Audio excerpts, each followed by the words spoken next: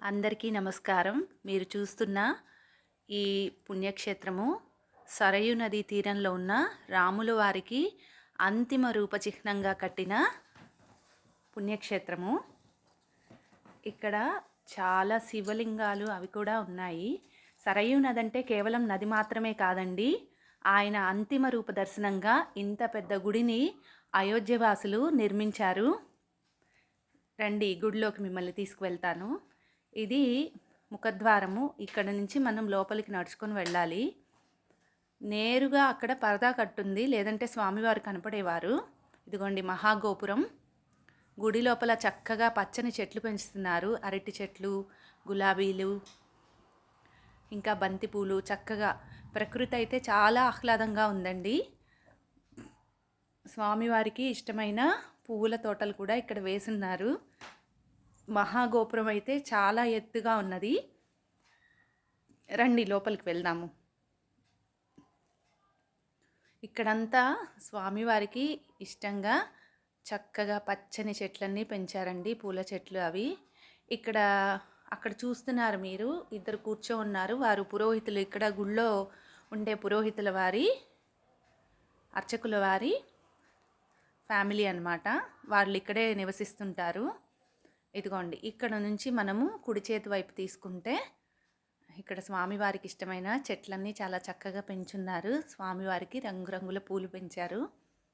ఇక్కడ నుంచి మనం లోపలికి వెళ్తే స్వామివారి దర్శనం మనకు కలుగుతుందండి, అంతిమ రూప దర్శనం.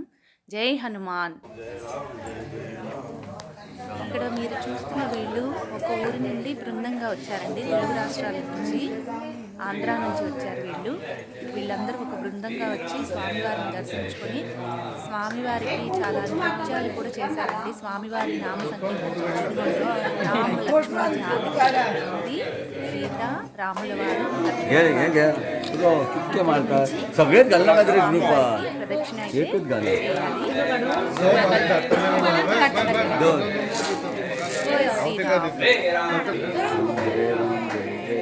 ఇక్కడ నుంచి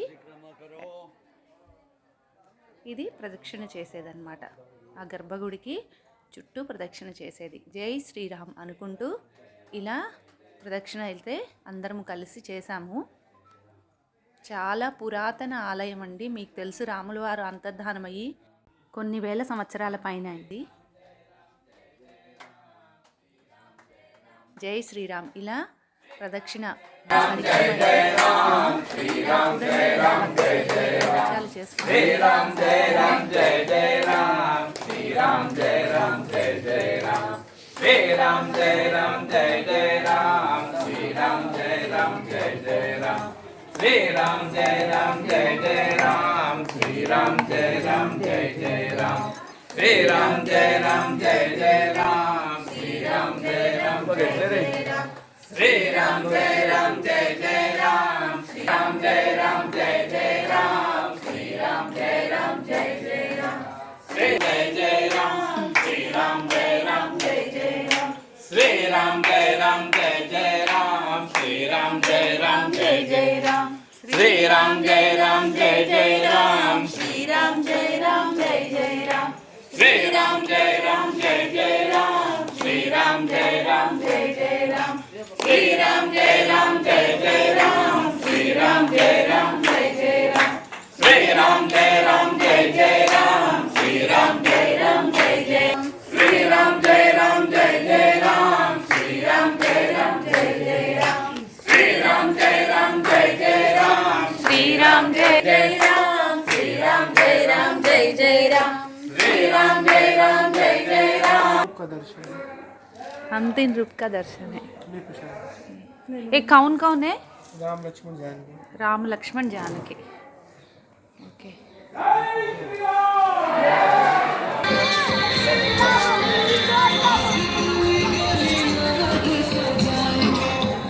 आज पग पग पल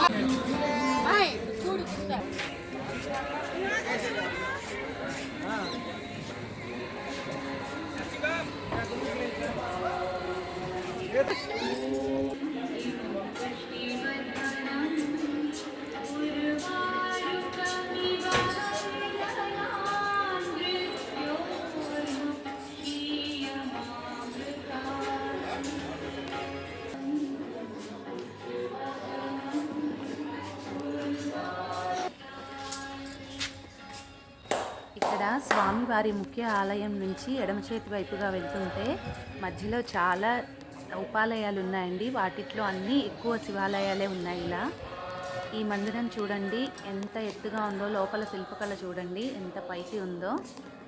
హరహర మహాదేవ, శివుడికి అత్యంత ప్రీతిపాత్రమైనది ఇంకెవరండి, మహాదేవుడే కదా. అందుకనే ఇక్కడ ఇన్ని శివాలయాలు ఉన్నాయి ఉపాలయాలుగా. మీకు ఈ శివాలయాల్లో ఒక ప్రత్యేకమైన శివుణ్ణి ఇక్కడ చూపిస్తున్నాను. జై దుర్గామాత.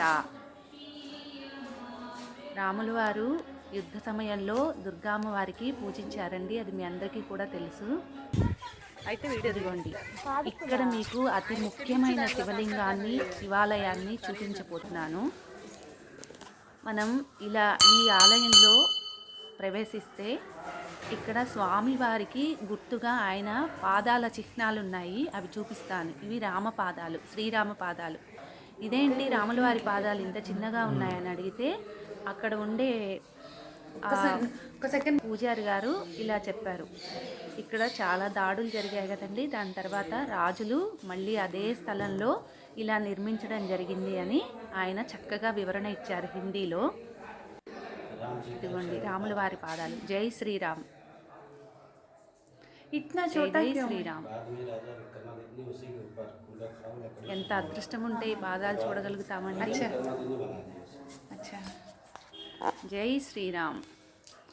ఇదిగోండి ఈయన వివరించడం జరిగింది. और एक बार गुप्त हो गए इसलिए गुप्तार घाटना प्रभु राम जी का अंतिम मोक्ष धाम गुप्तार है। यहाँ से प्रभु सबको लेकर शरीर से ధన్యవాదాలు. రామ్ ఈ ఆలయానికి ఈ మెట్ల ద్వారా పైకి వెళ్తే రాముల వారు, వారి పరివారము అంటే వారి కుటుంబ సభ్యులు, వారందరి మూర్తులు ఇక్కడ ఉంటాయండి. ఇంకా రాముల వారు అంటే విష్ణు స్వరూపమే కదా, విష్ణు స్వరూపానికి ప్రతీకలైన సాలగ్రామాలు కూడా మనం చాలా దర్శనం చేసుకోవచ్చు. చూడండి ఎంత పురాతనమైన ఆలయమో ఒక్కసారి చూడండి.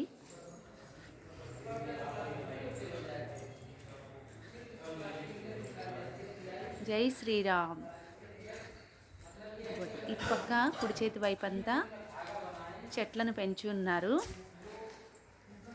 ఇప్పుడు ఇక్కడ నుంచి మనం కుడి చేతి వైపు తీసుకుంటే పైన ఉన్న రాముల వారి పరివారం అంటే ఆయన కుటుంబ సభ్యులు వారందరూ ఉండేది మనం చూడవచ్చు. వీరంతా రాముల వారి పరివారం.